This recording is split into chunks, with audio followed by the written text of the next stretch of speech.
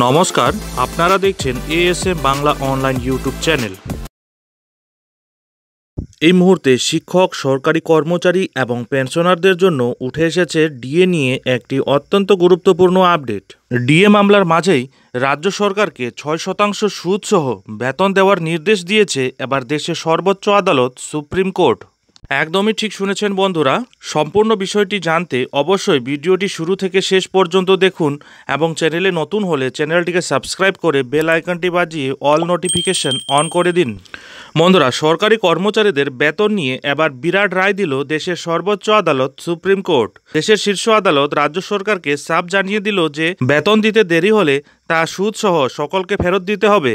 তাও কিনা আবার ৬% হারে কর্মরত এবং পেনশনভোগীদের বেতন প্রদান করতে হবে। হ্যাঁ বন্ধুরা, একদমই ঠিক শুনেছেন। সুপ্রিম কোর্ট গত বৃহস্পতিবার বলেছে যে বেতন এবং পেনশন সরকারি কর্মচারীদের ন্যায্য অধিকার এবং তা দিতে দেরি হলে সরকারের উচিত সকলকে সুদসহ বেতন প্রদান করা।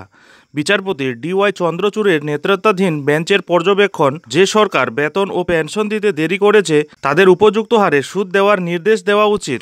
আসলে সমগ্র বিষয়টি হয়েছে অন্ধ্রপ্রদেশের একটি মামলা নিয়ে।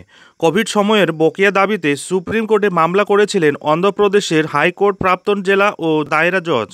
এদিকে তার দায়ের করা জনস্বার্থ মামলাটি মঞ্জুর করে সুপ্রিম কোর্ট। সেই মামলার পরিপ্রেক্ষিতে ২০২০ সালের মার্চ এপ্রিল মাসের বিলম্বিত বেতন প্রদানের নির্দেশ দিয়েছে শীর্ষ আদালত। এদিকে সুপ্রিম কোর্টের নির্দেশ অনুযায়ী সর্বোপরি টানা এতদিনের বেতন, বার্ষিক ৬% হারে সুদ এবং ২০২০ সালের মার্চ মাসের বিলম্বিত পেনশন একই হারে সুদ প্রদান করতে বলা হয়েছে সরকারকে।